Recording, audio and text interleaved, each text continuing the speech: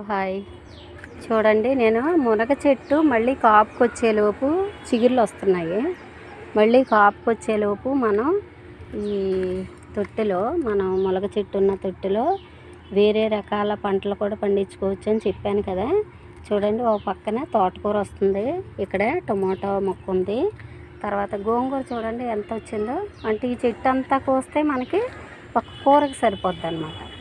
కాబట్టి ఇలాగా ఒకవేళ సీజనల్ క్రాప్స్ ఉన్న తొట్టుల్లో మనం వేరే వేరే ఆకుకూరలు కానీ, లేకపోతే చిన్న చిన్న అంటే పచ్చిమిరపకాయ మొక్కలు, లేకపోతే తోటకూర, పాలకూర, బచ్చలి ఇలాంటివి కూడా వేసుకొని పెంచుకోవచ్చు అన్నమాట. ఇప్పుడు నేను గోంగూర కోయడానికి వచ్చాను. ఓకే, ఇప్పుడు ఈ పూట ఈ చెట్టు అంతా కోస్తే మనకి గోంగూర సరిపోతుంది కర్రీకి. తర్వాత చూడండి, ఇదిగో ఇలాగ ఎండిపోయిన విత్తనాలు ఉన్నాయి కదా, వీటిని తుంచేసి ఇక్కడ వేసేస్తే మళ్ళీ అక్కడ కూడా గోంగూర మొక్కలు వస్తాయి అన్నమాట. ఓకే, తోటకూర చూడండి ఎంత ఉందో.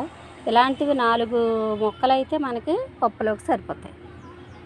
ఇది ఆర్గానిక్ కాబట్టి చాలా హెల్దీ కాబట్టి ఇలాగ మనం తొట్టుని వేస్ట్గా ఉంచుకోకుండా ఇలా చేసుకుంటున్నాం అన్నమాట.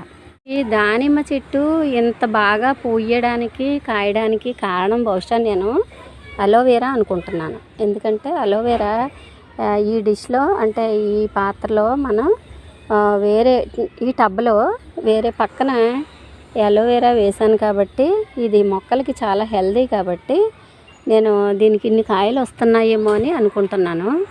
మీరు కూడా ఎవరైనా ఇది నమ్మితే మీకు ఉన్న పళ్ళ చెట్లలో ఓ పక్కన ఈ అలోవెరా మొక్క వేయండి. ఓకేనా, ఇవి చాలా కాయలు కాస్తుంది, చాలా టేస్టీగా ఉంటున్నాయి కాయలు. ఇది 4వ క్రాపు. యాపిల్ కూడా ఇంకా కొన్ని రోజుల్లో హార్వెస్ట్ చేయడానికి వీలవుతుంది అనుకుంటున్నాను. మిగతా మొక్కలకు రాలేదు, ఒకే మొక్కకు వచ్చింది పైనాపిల్. ఈ కమలా చెట్టు నేను ఏం చేశానంటే లాస్ట్ ఇయర్ పూత వచ్చింది. అయితే ఈ బ్యాగ్తో పాటు అడుగును కొంచెం కట్ చేసి యాజ్ ఇట్ ఈజ్గా దీన్ని ఈ పెద్ద టబ్లో పెట్టేశాను అనమాట. ఎందుకంటే మునగ చెట్లు చూసారా, ఇలాంటి టబ్లో పెట్టడం వల్ల 40-50 కాయలు వస్తున్నాయి ఒక ట్రిప్కి. అందుకని ఈ పళ్ళ చెట్టు కూడా నేను ఏం చేశానంటే ఈ బ్యాగ్తో పాటు బ్లాక్ బ్యాగ్స్తో పాటు వచ్చింది ఇది. దీంతో పాటు నేను అంటే ఇది కూడా నేను విత్తనం ద్వారా వేసుకున్నది, అందుకని ఈ బ్లాక్ బ్యాగ్లోనే పెంచాను. దీంతో పాటు నేను ఈ టబ్లో పెట్టేశాను అన్నమాట. ఇది కమలాలు మేము తిన్నప్పుడు చాలా టేస్టీగా ఉన్నాయి, చిన్న సైజే కానీ చాలా రుచిగా ఉన్నాయి. అందుకని నేను ఈ సీడ్ వేశాను. ఇంచుమించు నా దగ్గర ఉన్న మొక్కలన్నీ కూడా సీడ్ ద్వారా వేసినవి. అందుకే నేను ఇంచుమించు 10 ఇయర్స్ నుంచి టెర్రస్ గార్డెన్ చేస్తున్నాను కాబట్టి వెయిట్ చేస్తాను. అవి వాటంతటవి వచ్చి వాటంతటవి కాసే వరకు కూడా నేను వాటిని జాగ్రత్తగానే చూసుకుంటాను. అందుకని దీని కవర్తో పాటు పెట్టాను. పెడితే ఇది కూడా కొంచెం దానికి వేర్లు కిందకి వెళ్ళినా కానీ టబ్లో ఉంటాయన్న ఉద్దేశంతో పెట్టాను. ఈ సంవత్సరం చూద్దాం. అయితే ఇక్కడ పెట్టిన తర్వాత కొంచెం చిగుర్లు రావడం అది బాగుంది, చూద్దాం. కాయలు అయితే వస్తాయి, ఎందుకంటే లాస్ట్ ఇయర్ పూత వచ్చింది, చాలా పూత వచ్చింది, కానీ కాయలు అవ్వలేదు అవి. అందుకని ఈ సంవత్సరం వెయిట్ చేస్తున్నాను అనమాట.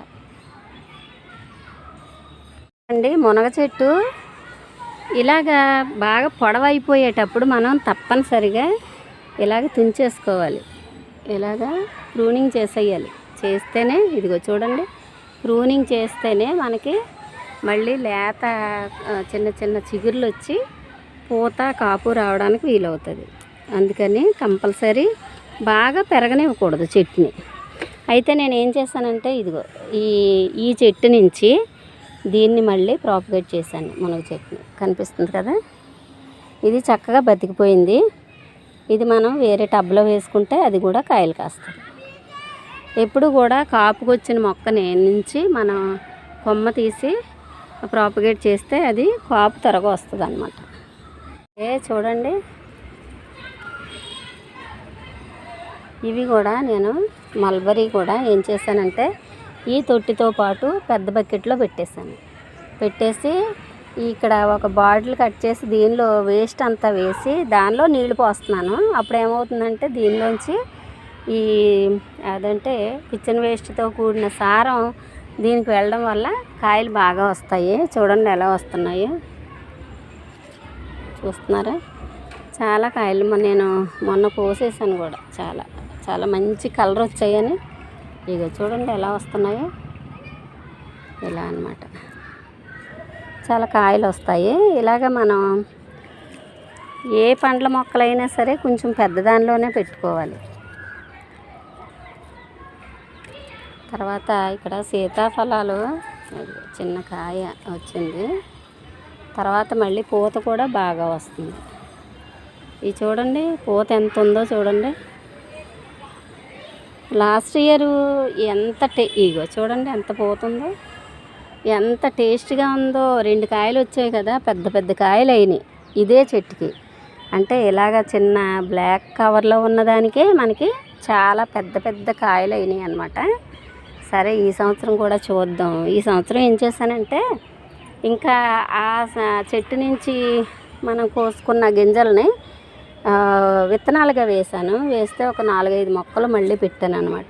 ఇవి కూడా బాగానే ఎదిగాయి, కానీ మరి క్రాప్ ఎప్పుడు వస్తుంది అనేది చూడాలి.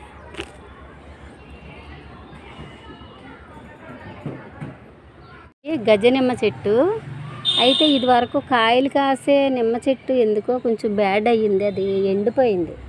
అయితే ఈ గజ నిమ్మ చెట్టు ఇప్పుడు కాపుకి వచ్చింది. చూడండి కాయలు, ఇది ఒక కాయ, చాలానే ఉన్నాయి. ఇవి గజ నిమ్మ. ఇగో చూడండి ఇక్కడ ఉన్నాయి కాయలు,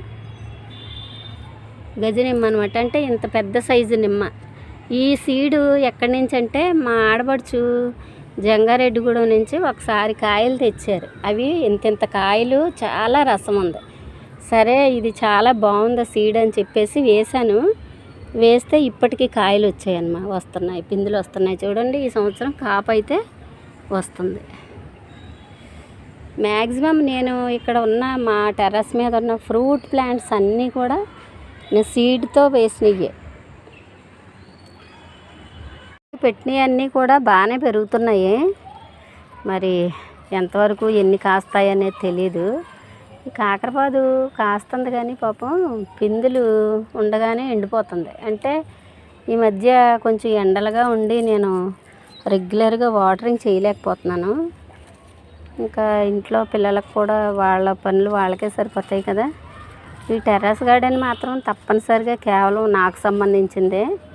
అందుకని నేను వీటికి నేను వెళ్ళిపోయామని కూడా ఎవరికి చెప్పను.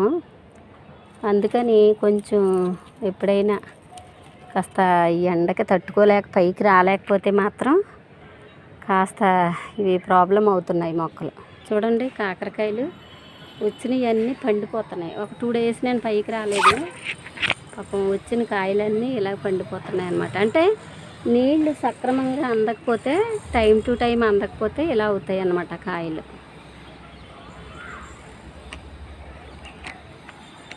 ఈ కాశీరేగు అంటారు కదా, ఈ చెట్టుని కూడా నేను సీడ్ నుంచే వేశాను. ఇది కూడా కాయలు రావాలనే వెయిట్ చేస్తున్నాను నేను. ఈ కాశీరేగు ఒకటి, ఈ నేరేడు చెట్టు ఒకటి, ఈ 2 ఎప్పుడు కాస్తాయా అని ఎదురు చూస్తున్నాను ఇప్పటి వరకు నేను. వీటికైతే ఇంకా పూత రాలేదు, చూడాలి మరి ఇప్పుడు కాయలు కాస్తాయో. మిగతా అన్నీ అదొకటిను. ఈ సపోటా అయితే కొన్నదేలేండి, ఇది 3 సంవత్సరాలు అయినా కానీ ఇది ఇంకా పూత కాపు లేదు. ఒకవేళ ఈ తొట్టే సరిపోలేదేమో అని కూడా నాకు డౌట్ వచ్చింది. మనం వేసిన ఈ తొట్టే సరిపోలేదేమో, ఈ బకెట్లో వేసాను, ఇది సరిపోలేదేమో అనే డౌట్ కూడా వచ్చింది నాకు. దీన్ని మార్చాలి. ఇప్పుడు మనకి వర్షాకాలం వచ్చింది కాబట్టి వేరే టబ్లోకి పెద్ద దానిలోకి మారుస్తాను. అప్పుడైనా కాయలు కాస్తాయేమో చూస్తాను. ఇప్పుడు ఈ చెట్టుకున్న గోంగూర అంతా కోసేస్తున్నాను. చాలా గోంగూర ఉంది కదా, కర్రీకి సరిపోద్ది.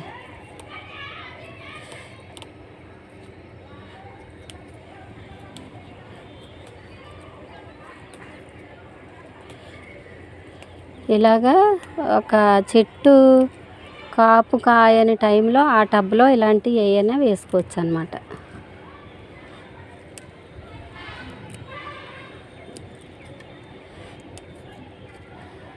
చాలా ఉంది కాబట్టి ఇదంతా కొయ్యడం చూపిస్తే మనకి వీడియో లెంగ్త్ ఎక్కువ అయిపోద్ది కాబట్టి నేను తర్వాత మళ్ళీ ఎంత వచ్చిందో చూపిస్తాను. ఓకే,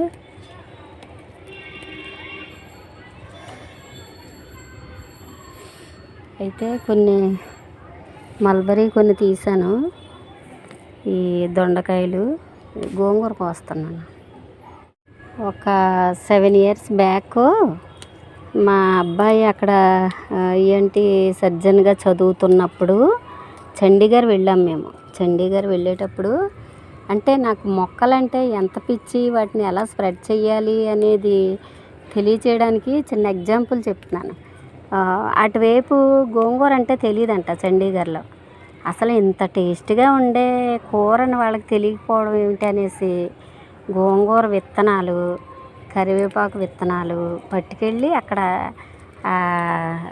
క్యాంపస్లో ప్రతి అంటే ఒక అపార్ట్మెంటుకి ఒక 2-3 అపార్ట్మెంట్స్కి ఒక ప్లే గ్రౌండ్ తర్వాత అలా ఉంటుంది అన్నమాట. నేను ఏం చేశానంటే ఈ విత్తనాలు పట్టుకెళ్ళి ఆ ప్లే గ్రౌండ్ గోడకి ఆనిచ్చి విత్తనాలన్నీ చల్లేసాను. చాలా పట్టుకెళ్ళాను, ఎందుకంటే కనీసం కొన్ని కాకపోతే కొన్నైనా మొలుస్తాయి. తర్వాత అక్కడ ఎవరైనా మన తెలుగు వాళ్ళు కూడా స్టూడెంట్స్ వెళ్తున్నారు కదా, వాళ్ళు చూస్తారు, ఆ మొక్కలు కోసుకుంటారు అనే ఉద్దేశంతో నేను చాలా విత్తనాలు అయితే చల్లాను. కరివేపాకు విత్తనాలు, గోంగూర విత్తనాలు పట్టుకెళ్ళి చండీగఢ్ పట్టుకెళ్ళి మరీ చల్లాను అనమాట. అంటే ఒక మొక్కని స్ప్రెడ్ చేయడానికి నాకు ఎంత ఇష్టం అనేది దీన్ని బట్టి మీకు అర్థమవుతుంది అనుకుంటున్నాను. నేను కోసాను, ఇంకా ఉంది, ఇది కోస్తున్నాను. చూడండి అంత వచ్చింది, ఇంకా కోస్తున్నాను.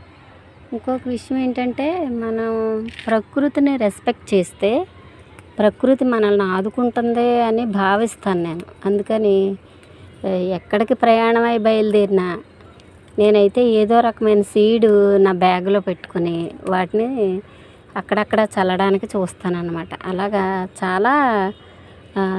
చాలా చోట్ల చాలా రకాల విత్తనాలు వేసేసాను. అయితే ఒకవేళ ఈవెన్ సీతాఫలాలు కూడా అవి చక్కటి టేస్టీ కాయలు అయితే ఆ సీడ్స్ నేను జాగ్రత్త చేసి బ్యాగ్లో వేసుకుంటాను. ఎక్కడికైనా వెళ్ళేటప్పుడు వాటిని రోడ్డు వారగా కానీ లేకపోతే ఆ చెట్లు మొలవడానికి వీలయ్యే ప్లేస్ కనబడితే వాటికి అక్కడ వేసేస్తాను. ఎందుకంటే కనీసం ఎప్పుడోకప్పుడు అవి మళ్ళీ మొలుస్తాయి, ఫలం ఇస్తాయి అన్న ఉద్దేశం అన్నమాట. ఎవరో ఒకళ్ళు తింటారు కదా, అలా వేసేస్తే మనమే తినాల్సిన పని లేదు, ఎవరో ఒకళ్ళు తింటారు. ఇప్పుడు మ్యాంగోస్ ఎప్పుడో ఒక 50-100 సంవత్సరాల క్రితం చెట్ల నుండి వచ్చిన మ్యాంగోస్ మనం తింటాం. అలా తినేటప్పుడు అవి ఎవరేసారో చెట్లు తెలియదు కదా, మన కోసం వేసి ఉంచారు. అలాగే మన భావితరాల కోసం మనం ఏదో ఒక మొక్క, ఏదో ఒక ఫ్రూట్ ప్లాంట్ వేయాలన్న ఉద్దేశంతో నేను ఏ రకమైన విత్తనాలు అయినా సరే బ్యాగ్లో వేసుకుని అలా అక్కడక్కడ చల్లుతూ ఉంటానన్నమాట. ఈ చెట్టు మొత్తం ఇలాగా కోసేసరికి ఇంత వచ్చింది గోంగూర. ఇప్పుడు దీనికి సరిపడా పచ్చిమిర్చి వేసేసి ఉడికించేసి కొంచెం పసుపు ఉప్పు వేసి మెత్తగా రుబ్బేసుకుని ఫ్రిడ్జ్లో పెట్టుకుంటే మనం ఎప్పుడు ఏ కర్రీలో అంటే పచ్చిరొయ్యల్లో వేసుకోవచ్చు, చికెన్లో వేసుకోవచ్చు, మటన్లో వేసుకోవచ్చు, అన్నిటికీ రెడీగా ఉంటుంది అన్నమాట. అలా చేస్తాను ఇప్పుడు.